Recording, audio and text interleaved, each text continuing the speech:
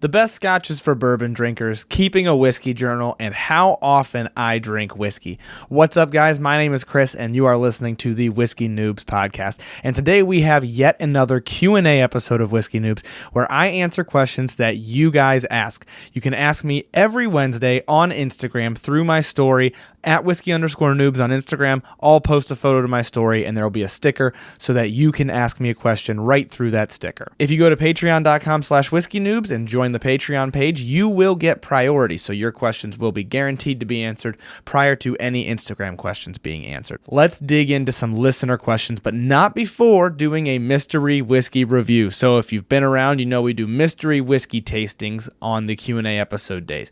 I'm going to taste this whiskey, give you some brief notes about it, and then you're going to try to guess what it is. How could you even know what this whiskey is? Well, it has been on the show, at least in the past few handfuls of episodes, but it's definitely been on the show before. And at the very least, try to get the category. Try to figure out, am I drinking bourbon or scotch or Irish, or what am I drinking? I'm going to do that tasting right now, and I don't even remember what notes I gave for this one because I don't remember what I said about it. So let's try it and see what it's like, I guess. On the nose, I'm getting a fairly strong alcohol, but I'm also getting something that might be like a cherry and something that might be like a cinnamon. Let's take a sip, though. On the palate, I've got significantly less burn, a little bit of woodiness. Maybe there is some cherry there. I'm not 100% sure yet. Definitely some spice. And that's all I'm going to say for now. Let's move on and answer some listener questions. So I will be doing a few long form questions, some of which will be longer than others because I picked more long form questions than I have the time to answer. But I'll be doing a few long form answers to questions, and then of course at the end I'll do a lightning round where I'll just try to rep them out as fast as I can. I don't select all the questions anymore, but so many of them I like. You guys do a great job asking these questions that I end up with way more than I can answer in one episode. But we're going to do our best. First question we've got. Do you keep a whiskey journal? Do you recommend keeping one? If so, how would you recommend a notebook or a collection of your review sheets? So, by saying my review sheets, this person is referring to the review sheets that I have on my Patreon page. So I put together a review sheet that's kind of the way I would like a review sheet to look, and that is what I have on my Patreon. My patrons all have access to it. You can download and print it. And my answer would be that's how I would keep a journal if I kept one. For sure, I would use those sheets because I designed those sheets to really walk through a tasting the way that I would want to walk through a tasting, and the way that I do walk through a tasting, I just don't do it written down. So that's how I would do it. But I honestly, most of the whiskey that I drink is on camera. It's making content, so I don't do a whole lot of just sitting down and enjoying whiskey. Hopefully, more of that's going to be happening. I think I say that every time this comes up. I don't know. But nevertheless, that is how I would do it. I would print out a whole bunch of those review sheets, fold them in the center because it's 2 per page, staple that center, make a little binding out of it, and then I'd have a notebook. And that, personally, that's just me because I designed it. That's exactly how I want it. Now, what you could do, if you're crafty, you could make one in Microsoft Word, or I made that one, I think, in Excel. I don't remember. You could make one for yourself that's exactly the way that you want it. Or you could just get a journal. And journals are great. You can find them very cheap on why did I almost say YouTube? Amazon. You can find them pretty cheap on Amazon. And I love them. I think journals are a really great way to keep track of the whiskeys you've had, keep track of your thoughts. And then the other thing that you can do, which I also post to Patreon, my version of this, is I call it like the quick review database. You could put together like a little database, and you could do this in Excel. Mine's a Word doc just to make it easier to read, but you could go through and you could say, this whiskey, generally speaking, tastes like this to me, and generally speaking, I thought it was worth this much money at the time of tasting it. Problem is, and I've noticed this with the review database, as time goes on, that price is going to change. But the main idea, the what does this taste like, is there, and it gives you a really nice, very quick reference. Where was I with it, and how much do I think it's worth? Another spin you could do on it, instead of saying how much you think it's worth, you could say how much you paid for it and whether you thought it was worth more or less. That way you know if you were impressed or unimpressed. It's another way to do it. So those are a couple of ways I would personally keep track of the tastings that I'm doing. But most of mine are recorded on video. So not that I ever go back and reference those videos, so I don't know why I wouldn't write them down, but that's the honest truth. I don't write down a lot of my stuff because most of the time I'm on camera, so I'm not, going through and writing them down. Okay, moving on to the next question we've got here. What is the best scotch or scotches for bourbon drinkers that like higher proof, flavorful bourbon? So, specifically in the higher proof realm, I don't have a lot of experience with scotch. So I can't really speak to the high proof. I can definitely say you're going to want something higher proof if that's what you prefer. But also higher proof scotch can be kind of expensive, at least in my area. I live in Ohio. It's pretty expensive here. But here's what I will say, scotches for bourbon lovers. There's a couple that I'd recommend kind of for different reasons. So the first would be Auchentoshan American Oak. Whenever I tried it, it just really had a spiciness of oak to it that I really enjoyed.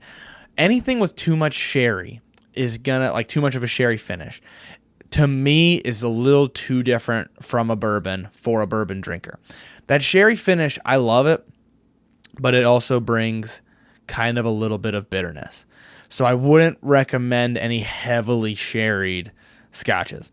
Another route you could take could be the peaty route. If you like challenging, you like high proof bourbons, you like flavorful bourbons, then that peat, it's not going to taste like bourbon, but it's going to be similarly aggressive in some of them. So like an Ardbeg 10-year, it's going to be similarly aggressive.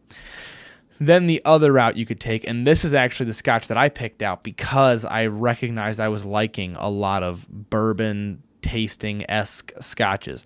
I ended up going with, when I did the episode about this, I'll have to look up what episode that was. I went with Glenmorangie Quinta Reuben, and that is finished in port wine barrels, so it gives it a little bit of like almost like a port finished bourbon flavor, like kind of in the same realm. You're getting that fruitiness. It's different from being sherried, so that does make it a little bit different, and I'm going to find what episode that was right now. That was episode number 95, Scotch Madness featuring Glenmorangie Quinta Reuben 14-year. Yes, that's aged not just in port wine. That's right. It's not just aged in port wine casks. It's also aged in bourbon casks. So you're getting a little bit of that spiciness. Also, you're getting a little bit of that fruitiness of like almost a port finished bourbon, like an Angel's Envy. So that is what I personally tried, and I enjoyed it. I thought it had some of those darker, spicier flavors. It had like a dark chocolate. It reminded me, I remember saying, of a peanut butter and jelly sandwich. I don't know why. It just did. And so, yeah, I'm looking at it. I keep looking off camera. It's because I'm looking at the bottle of Glenmorangie. And I've realized in editing these video podcasts that are new that I look off camera a lot when people ask me about whiskey, because my shelf, if you're watching the video version of this, my shelf's right there. So, like, obviously there's these shelves behind me, but, like, my shelf with most of my stuff on it is right there. And so that's what I'm looking at, if you wonder why I'm looking off camera all the time. Anyhow, let's move on. Those are a few recommendations of scotches for bourbon drinkers. The next question that I have I ever heard of Minglewood Bourbon? They are also out of Ohio. Cool to see local craft distillers. Yes, I have heard of Minglewood. I tried one of their flavored whiskeys because I was told to try it. When was that? That was a long time ago. I was told to try it because it was peach, and I liked peach bird dog. So I tried it. Had a little bit more of like a candy to it, similar to like a Crown Royal Peach. Sorry, I'm really blanking today. Similar to a Crown Royal Peach, it had a little bit of like a candy flavor to it, and I enjoyed that. I haven't had just their bourbon, though, like just plain bourbon, so I do want to try that. And I also very much have been thinking about going to see more local distillers. So please, guys, if you want to see me go to local distillers, not just in my city, but in other cities, like while I'm traveling, please let me know. I'm thinking that might be something I kind of expand into. Some of the distilleries in Columbus, some of the distilleries in Cleveland. Minglewood's actually very close to me. I might start branching out in that sort of way. So please let me know if that's the type of content that you would want to see. Okay, this next question is very relevant to a video that I just posted. Have you ever heard of utilizing air to enhance the flavor of whiskey? Yes, and the reason I picked this one as a long-form question and not a speed round question is because I think this is getting a little bit out of hand on social media. So, yes, People say if you open a bottle and let it, not let it sit open, but like you open it, you drink a little bit out of it, and that bottle sits on a shelf with that extra air in it, it can help open it up a little bit. I've seen a couple of whiskeys that I felt this made a difference. Old Forester 100 was one where I thought maybe that made a difference. They call it the neck pour. The first pour that doesn't have any of that air is called the neck pour, and sometimes people think it's extra harsh. So the one time that I found that to kind of be the case, but it also can be palate conditions, it can also be other things, was Old Forester 100. Now, the reason I say this has gotten out of hand. The second time that I found that to be the case, I did a blind tasting of a decanted whiskey that I had sitting in a decanter that had gotten a little bit more aerated than I would have preferred. I did that versus just that whiskey. It was Evan Williams Bottled and Bond, and I did like the decanted version a little bit more. But this is getting out of hand. People are trying to make it seem like now you kind of have to decant your whiskey, or like it's always going to open it up. It does not. There are some whiskeys that are significantly worse if they sit on a shelf too long. Buffalo Trace is a great example of this. I did an episode comparing an old bottle, a middle-of-the-road bottle that would be considered like not a neck pour anymore, like had time to open up, and a brand new bottle. And the brand new bottle was my favorite. I did that tasting blind, so there was no bias. But the brand new bottle tasted the best. The other two the youngish one tasted a little bit stale. It was hard to tell, but it was there. And the old one tasted legitimately stale. So you do not want to purposefully aerate your whiskey, guys, unless it's one that you know it works with, or you do it as like a little experiment. But don't like drink a bottle down halfway and let it sit for a year thinking that's going to make it better, because in my experience, my personal opinion, most of the time it's going to go stale. It's going to start to taste worse. That flavor is going to break down a little bit. Whiskey evaporates, so alcohol evaporates, I should say. So it does lose something in that evaporation. And a lot of times that something to me is the body that makes it more rounded. It becomes this just kind of, it tastes cheaper almost, if that makes sense. And then, this has gotten very overblown with hyper decanting your whiskey. You might have seen my video about this. People are using those latte foamers that you use to foam milk for a latte, putting it in their whiskey. It pumps a ton of air into it, and they're saying it's hyper decanting, which I think people who don't know what decanting is are almost mistaking for like hyper aging, and that's not what it is. I did it blind with Buffalo Trace, and the one that was hyper decanted, quote unquote, was disgusting. It tasted so much more stale. I didn't like it at all. It just tasted, I said this in the video, just tasted like a bottle that sat on a shelf too long. I've had a couple of bottles in my days that sat on my shelf way too long. I should have finished them, and I didn't. And it tasted like that. They go what I consider to be like a stale taste. So, to round off that answer, to bring it back a little bit, sometimes having a little bit of open up can be good. But I don't ever recommend purposefully aerating, decanting, aging your whiskey after it's been opened. I don't ever recommend exposing your whiskey to more air than it needs to be exposed to. Moving down the line, this one, it won't be quite as long, but I wanted to answer it in the long form section because it's a question that I used to have. Shouldn't people doing barrel picks result in the distillery being left with low quality whiskey? If you don't know what a barrel pick is, a barrel pick basically means the distillery tastes the barrel. It says, this is a really good barrel. We're going to reserve that for somebody to taste a bunch of these good barrels, pick their favorite of these good barrels, and then sell it. I have done a barrel pick. I have another one in the works that I don't know if it's announced yet or not, so I'm not going to say who it's with. And basically, a lot of people do barrel picks nowadays.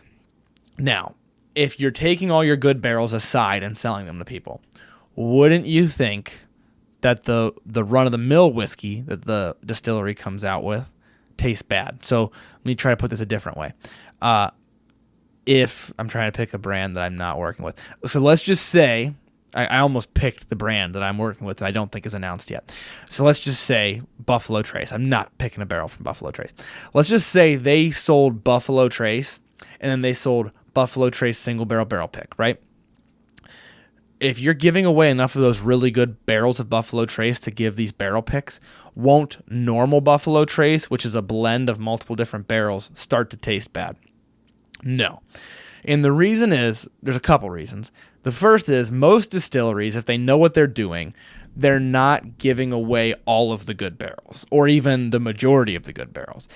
I've spoken with distilleries that I wanted to work with that they're like, yeah, we will work with you, but we don't have single barrels for a while. Like, it's not going to be your next barrel pick. You're going to have to wait, because they save a lot of good barrels. So they're not just like bottling up all the junk and selling that and then giving away everything else as a single barrel.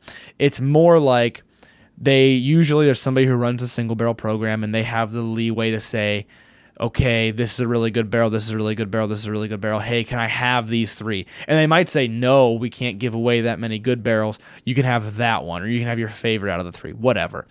And it's way more, I'm dumbing this down, okay? But this is why you don't get crappy whiskey aside from barrel picks.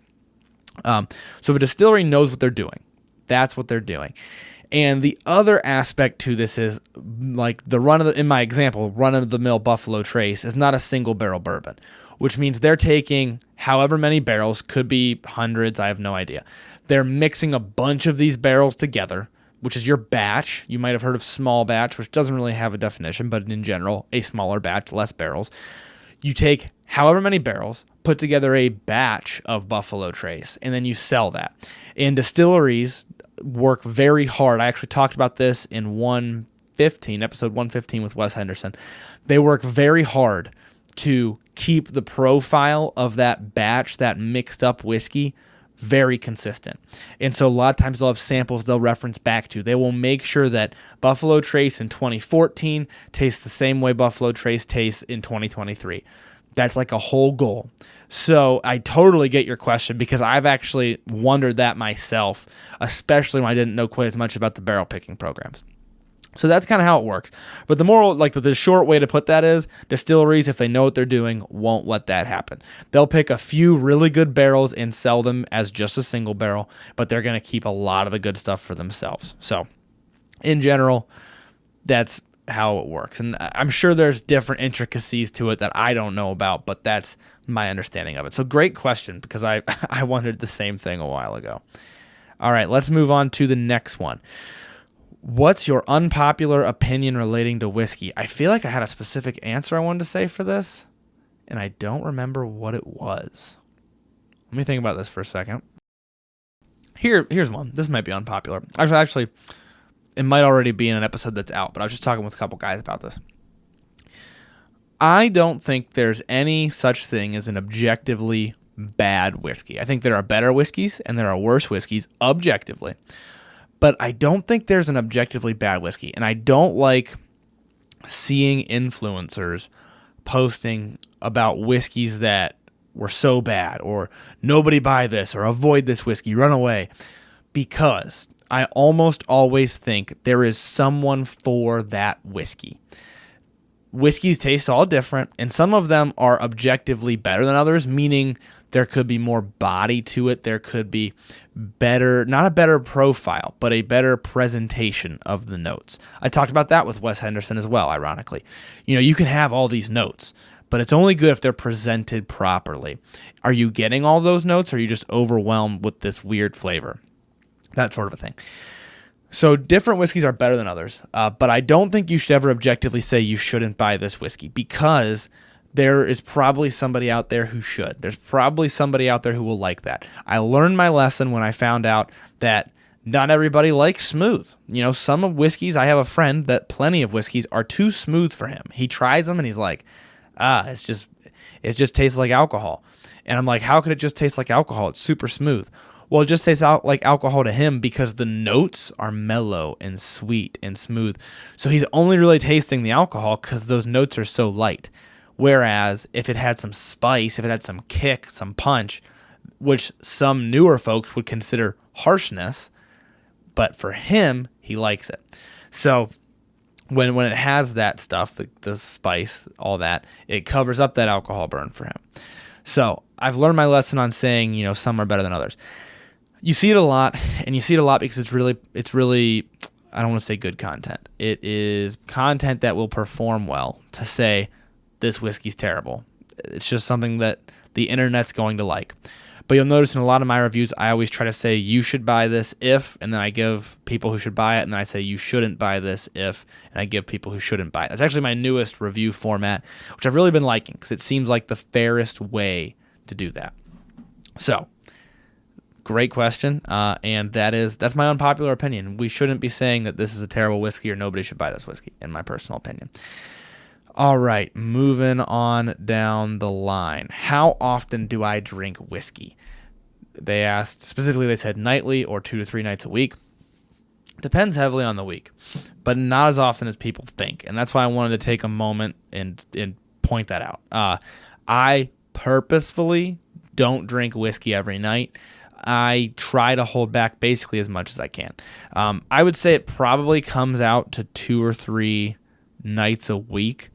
There are definitely spurts in the summertime where like maybe I'm drinking whiskey on camera and then I'm also drinking it with friends, and then maybe, I'm somewhere and I have beer like at a brewery or something. So that's when I really have to be conscious. But at the end of the day, whiskey's not good for you. Like alcohol in general is not good for you, especially too much of it. I'm sure a lot of people have heard Andrew Huberman saying that like 2 glasses a week is enough. After that, you're going to start seeing negative effects. I'm not a doctor. I can't speak to any of that. But I can speak to the fact that I try to limit myself as much as I can, especially being in the position that I'm in where I'm basically obligated to drink whiskey rather often. So I'll purposefully group together reviews, do them in the same night so that I can go multiple nights without drinking anything. But also in that night, space out those reviews while drinking enough water to not become intoxicated. So like it's become a whole thing. But great question. So I guess moral of the story, you asked, do I do it 2 to 3 nights a week? I'd say it's a pretty solid estimate. For sure on weekends, it's when I record a lot of my content, and then sprinkled throughout the week, especially if I have a podcast that week, then I'll be drinking on the podcast, especially if we're doing a review on the podcast. So great question, but I do try to limit it, and I wanted to point that out because I think other people should be trying to limit it as well. What do I personally do to best prepare my palate? I'm going to have to move a little faster on this one because I've been taking my sweet time, I've realized. What do I do to prepare my palate? Well, I basically, if I know I'm doing an important tasting, I will eat bland food for the entire day. If it's a really important tasting, it might even extend a couple days beforehand. So like my barrel picks, for example, I really try to be eating bland food and then also try to make sure my palate's fired up and ready for the tasting. Maybe like a sip of something to calibrate. Like I know exactly what Buffalo Trace tastes like. So maybe I'll calibrate with a sip of Buffalo Trace. But I like to really have my palate honed in. Almost knocked over my glass of whiskey. For your average person who is not doing barrel picks and who is just tasting to enjoy it, a lot of times you can get by with some spicy food throughout the day, some bold food. Even today, I love like Mexican candy, so I ate this candy that basically had like chili powder on it. And I'm still tasting this, almost revealed what the mystery whiskey is. I'm still tasting this mystery whiskey. And I can do a tasting of it. I can say the notes. It's just not going to be as precise of a tasting as it is when I'm really eating bland on purpose. But vast majority of the time, like if I'm forming an opinion, somebody sent me a bottle, they want my opinion on it for a should you buy this segment or something like that. Vast majority of the time, it's just that day I won't eat anything spicy, is basically, which for me is a big sacrifice. I eat a lot of hot sauce, but if it's an important tasting that day, then I'll try not to eat spicy food, at least until after the tasting. And I think there's going to be an episode coming up on that.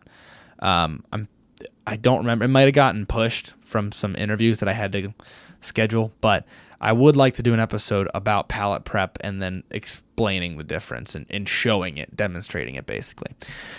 Next question, and last of our long form questions. Have you ever looked into buying a micro barrel and re-aging / mixing bourbons? Yeah, so I actually just got one for my birthday. It was a gift, and I'm very excited to try it. And I don't know what I'm going to put in it yet, so that's probably going to be something I'm going to ask my patrons. But if you want to shoot me a DM or an email or whatever and give suggestions as well, that's fine. But most likely I'm going to weight that towards my patrons and see what they think I should do, because I'm very excited to get into it, but I don't know yet what I want to do with it, so definitely going to need some opinions from you guys.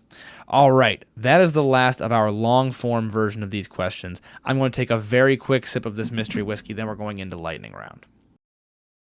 The best way I can put this is it's got oak with like a little bit of a cream. So it's got like a woodiness, a creaminess, and then like a spice at the end. Like I get hit with a spiciness from it. So maybe that gives it away. I don't know. We'll see. Let's get into the lightning round because we are running low on time for recording tonight. All right. Best whiskey as a bachelor party gift. One that I've seen taken to bachelor parties pretty often is Angel's Envy, specifically because it's easy to drink. If you're taking it for like the whole bachelor party to share, it's easy to drink because it's finished. It's finished and it has that sweetness. We talked about this with Wes, episode 115. But it also has complexity to it, and that's one of the things I love about Angel's Envy. I know some people don't like it very much, but I do, and I openly admit that. But probably something finished, maybe a nice scotch, if it's somebody who you think might like scotch, but you really got to judge your crowd. So that's a question that could really be tailored to the person asking it, but that's my answer. Next question, have I tried peated or smoked bourbons? If so, what do you think of them? I haven't tried a peated or smoked bourbon. I have tried a bourbon finished with, is it smoked hickory? Something like that, which somebody's going to actually ask me about here in a minute. It's not a bourbon, actually. It's whiskey finished with that. So I'll answer that. It's the McLaughlin one. I'll just say it right now. It is hickory. That's what it is. The McLaughlin Distillery. It's behind me there, if you're watching the video. Finished. It's a whiskey finished with hickory wood. And that one I really enjoyed just because it was super different. But I haven't had a peated bourbon. I have no idea what that's going to taste like. So I haven't seen one on the shelf that I can think of. I'll keep an eye out.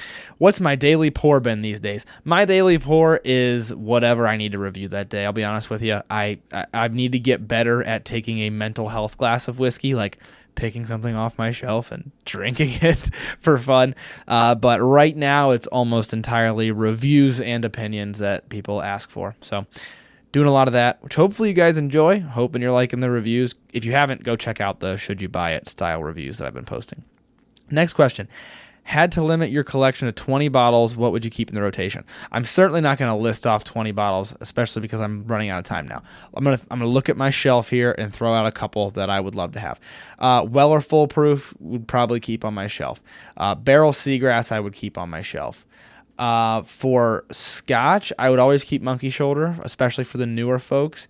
And I'd probably keep that Quinta Reuben that I mentioned earlier. Probably for my budget stuff, I would always keep Buffalo Trace on my shelf. I feel like I can't go through the rest of these quick enough. Looking around. Yeah, all right, I'm going to leave it. Oh, I would keep Lagavulin 16 because now that I've tried that, it's absolutely delicious. So that's definitely not 20, but just off the top of my head, off the cuff, those are ones that I would keep around. Can you tell the difference between an unopened and open bottle of whiskey? Yes, this actually goes back to the note about aerating your whiskey on purpose that I mentioned earlier. I did an episode on an open bottle and an unopened bottle. Don't know what episode that was. I will look it up right now. But I don't know what episode it was, but I was able to tell the difference blind. So it's not just me blowing smoke. You can tell the difference. Don't purposefully leave your whiskey open for far too long. That was episode number 65. Is the neck pour of whiskey real? I did a blind tasting with 3 bottles of Buffalo Trace. As I mentioned, I know what Buffalo Trace is supposed to taste like, and I could tell the difference. And one of those was not even a very old bottle. It just had been open. It was about halfway gone, and I drank through that half very quickly. So it was not very quickly like in a night, but very quickly because I was doing a video series with it on TikTok. So yeah, you can tell the difference. Don't purposefully aerate your whiskey unless it's something you specifically know that you enjoy. Is it typical for a store to charge a premium for a store pick? How much extra is reasonable? I can't tell you how much extra is reasonable, but I did want to say that yes, usually store picks, single barrels, influencer picks, those are a little bit more expensive than just buying whatever that bottle is. So I did Blue Note Juke Joint, uncut, unfiltered. We only charged a little bit above what you would pay for plain Blue Note Juke Joint, but you can charge a lot more, especially as you get more popularity, more notoriety. If a store charges that and it's all sitting on the shelf, that's on them because they're charging that premium. But you'll see that happen a lot of times with influencers as well.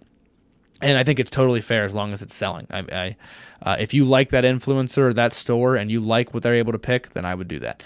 Good Beach Bourbon. I actually did not, when I read this the first time, I thought it was whiskey. I was going to say Barrel Seagrass because you can put it on ice and it still gives you like that nice sweet fruitiness. I would say for bourbon, I just had this in my summer bourbons video. I like Four Roses single barrel. I don't know why. I don't know why it tastes like summer to me. Maybe I just drank too much of it in the summertime, but it tastes like summer to me. So that's what I'm going to say. What do I think about Noah's Mill? I love Noah's Mill. I know people who don't. It's got a little bit of spiciness to it, but I know people who don't like it. I love it. This next person said, I just want to say thank you for all you do. You bring so much to the whiskey community. Thank you so much. It's really reaffirming when people tell me that I'm bringing something to the community or to them. That's my favorite part of doing all this. So thank you. Without getting too mushy-gushy, that means a lot. The next question. What are some of the bottles that exceeded your expectations? Off the top of my head, Redwood Empire's Pipe Dream exceeded my expectations. Before I knew how notorious it was, Weller Special Reserve exceeded my expectations. Barrel Seagrass. That was probably the first one to really exceed my expectations. That's the first bottle that I bought, and I was like, whoa. Those all exceeded my expectations. Probably that Lagavulin 16 as well. Next question. Where is the distillery in Western PA where you tried a smoked meat whiskey? So I said the whiskey tastes like smoked meat. I should clarify. It's not a smoked meat whiskey, but it reminded me of smoked meat. And it is that one behind me. Wait, which way do I lean?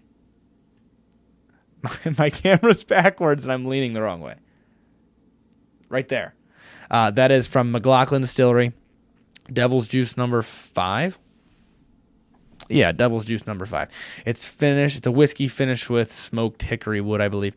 But that's where I got it. So I got it from McLaughlin, and it's in Sewickley, Pennsylvania, which is kind of like an hour outside Pittsburgh, I think, or it's kind of near-ish Pittsburgh in Pennsylvania. So check them out. Awesome distillery, awesome people, and I'm really glad to see they're starting to get some of the recognition they deserve.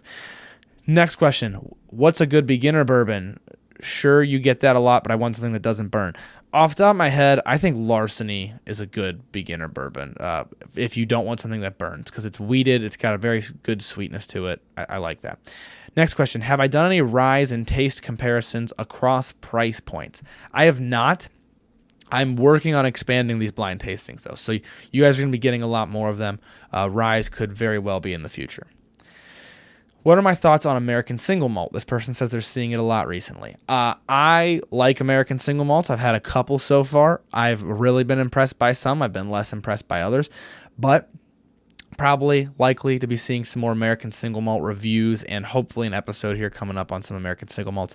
Definitely there's an episode. If it's not out already, it's recorded by now as of the recording of this. There's definitely an episode coming out with a whiskey that is blended but has American single malt in it, and I enjoyed it quite a bit. Next question. Preferred cherries for an old-fashioned. Off the top of my head, Traverse City Whiskey Company has cocktail cherries that they sent me once, and I tried them, and I loved them. So any cocktail cherry will do. I like the darker syrup ones that are actually a cocktail cherry, not a maraschino cherry. Hopefully I pronounced that right. So yeah, that's my preference. How do you feel about cask finishes on bourbon and rye? What's your most unique finish? I think it's great if you're being transparent that it has a finish to it. If you are not just trying to call it a bourbon, full stop. That is actually what I had Wes Henderson, the founder of Angel's Envy, on the show to talk about, episode 115, because we agree on that topic. And if they're being honest about it, though, I love it. I think it's great. I think it's opening a whole new door for bourbon and for American whiskey, but it's not a bourbon, full stop. It's a bourbon finished in blah, blah, blah. So the most unique that I've had, it's not technically a bourbon, I don't think, but I'm not going to lean again. It's the one behind me that I've talked about twice so far from McLaughlin Distillery. That was super unique with that hickory wood finish. So yeah, next question. Have I tried Blood Oath? Yes, I have Blood Oath packed number 9. I think it's very delicious, but I believe it cost me $150 if I'm not mistaken. I don't know if it's worth that much. Maybe it cost me $125.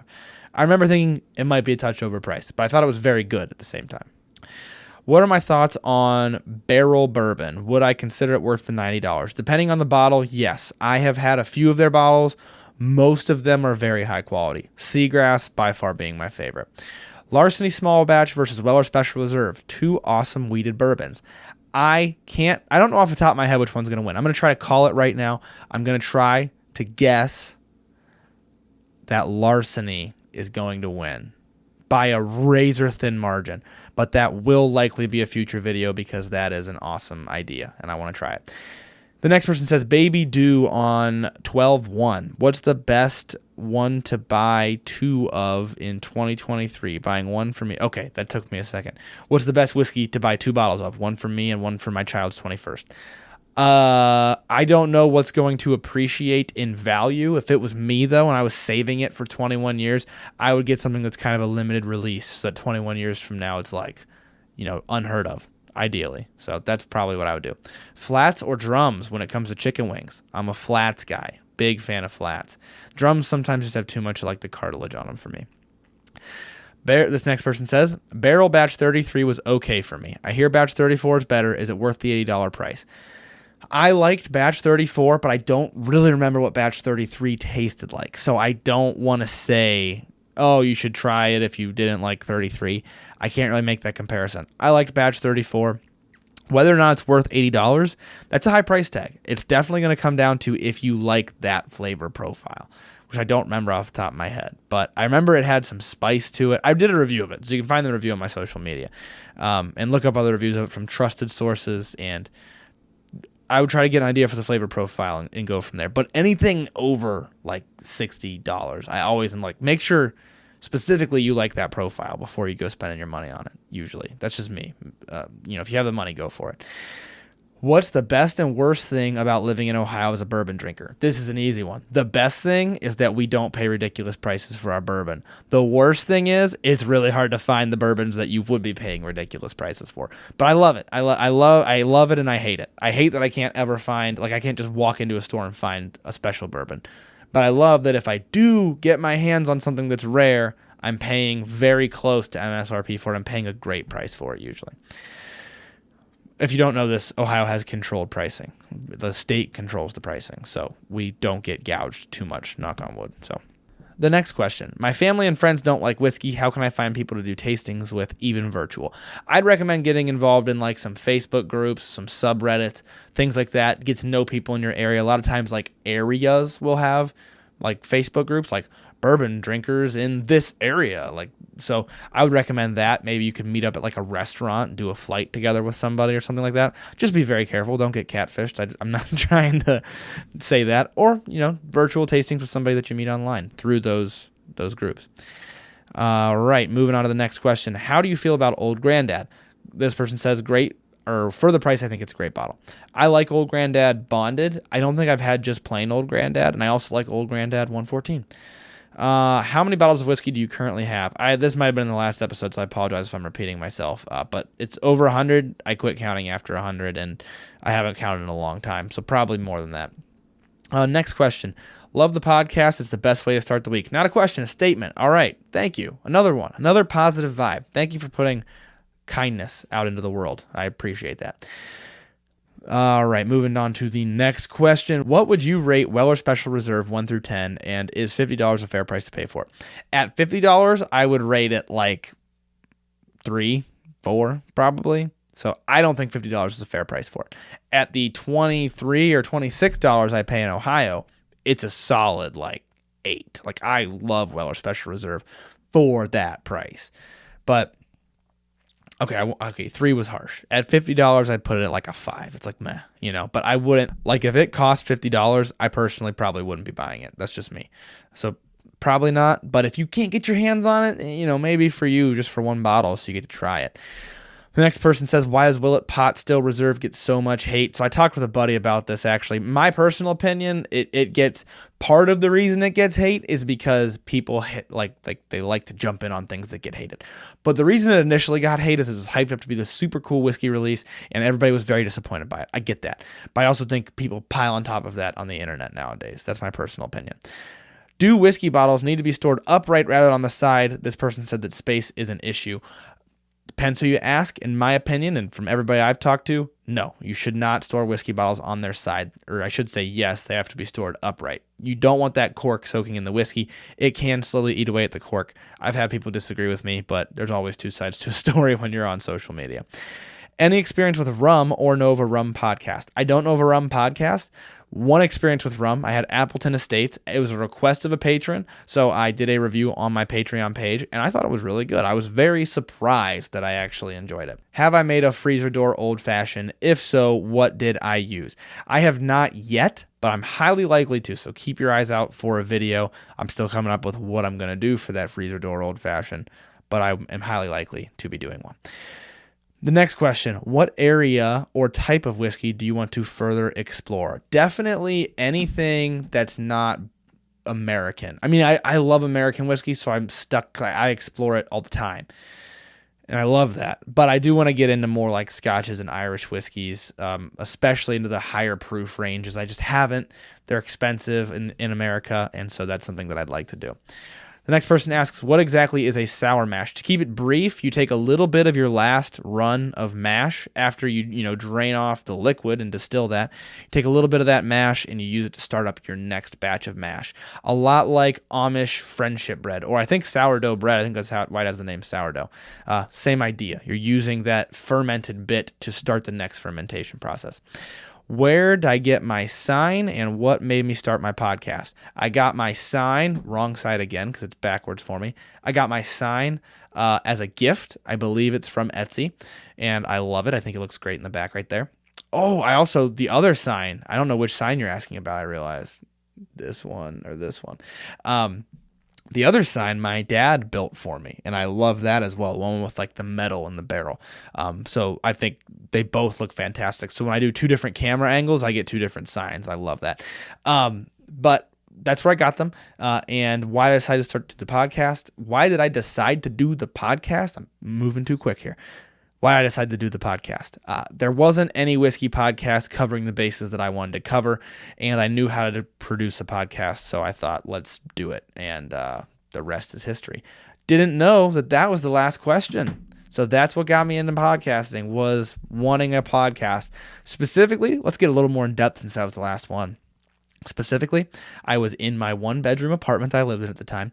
It was time for me to do dishes, and I wanted to listen to a podcast, and I was like, I really want to hear more about whiskey. This is when I was in what I would call like a young novice phase of whiskey. I knew a little bit, and there wasn't anything that walked through it the way that I was like, it should be walked through this way, in my personal opinion. It's just my opinion. And I thought, well, why don't I do that? I'm new to it. I know what new people want to hear, at least I think. So let's do it. And that was 2 years ago, and I've learned a ton since then, but I still consider myself relatively new. I'll never claim to be the guru of whiskey. There's far too much to learn about whiskey out there. Great question to end on, honestly. So let's round this episode out with our mystery whiskey review. I'm going to take one more sip of it. We're going to talk about it, and then we're going to get out of here. This had a little something this time that I didn't catch before. Maybe a touch of nuttiness. And in case you're guessing it, I realized I've said some overlapping notes here. Not Noah's Mill and not Weller Full Proof, because I think I called both of those kind of similar to this. But definitely a mix of a creaminess and a spiciness. There's definitely a little bit of that there. Did you narrow it down? Hopefully you narrowed it down to a bourbon, because a lot of what I was saying was very bourbon-esque. But specifically, I am drinking Smooth Ambler Contradiction Bourbon. Really a fan. It's a blend of straight bourbon whiskeys, so multiple different things coming together to make that flavor profile. I've been a fan of it. I will say I was blown away with it when I first tried it. It's probably my palate condition. Like I said, I ate spicy food today. Here I am saying it's not a big deal. Maybe it's a big deal. I don't know. It tastes a little bit harsher this time around. But also, that could just be my palate. You can't take any of those things too set in stone. You got to take them with a grain of salt. But on the nose, still smells amazing. So that's what I'm drinking. One last time, you can always submit your questions every Wednesday to the Instagram at whiskey_noobs. There'll be a post on my story. You click on that sticker, you type in your question and send it to me. If you want to jump to the front of the line, you're going to have to join the Patreon at patreon.com/whiskeynoobs. Thank you so much to all of the patrons. I appreciate the heck out of you guys. Thank you to you guys who are submitting questions and participating and making this a more fun, more participatory podcast at least once a month when I do the Q&A episode. Keep them coming in. I will leave you guys with learn to drink, drink to learn. Thank you guys for listening to another episode of Whiskey Noobs. If you need more Whiskey Noobs content in your life, make sure you check out our Patreon page in the show notes. And if you like the show, please make sure to leave a 5-star rating or review. It only takes a couple of minutes and they're way more helpful than people realize. If you want to do tastings alongside the show, make sure you join the email list by sending an email to whiskeynoobspodcast@gmail.com with a subject line that says email list. You'll receive monthly emails with a list of the whiskeys that will be featured throughout the month so that you can buy them ahead of time. You can also find more Whiskey Noobs content on Instagram at whiskey_noobs and on TikTok at Whiskey Noobs Podcast. Once again, thank you guys for listening. The Whiskey Noobs Podcast does not support underage or otherwise irresponsible consumption of alcohol.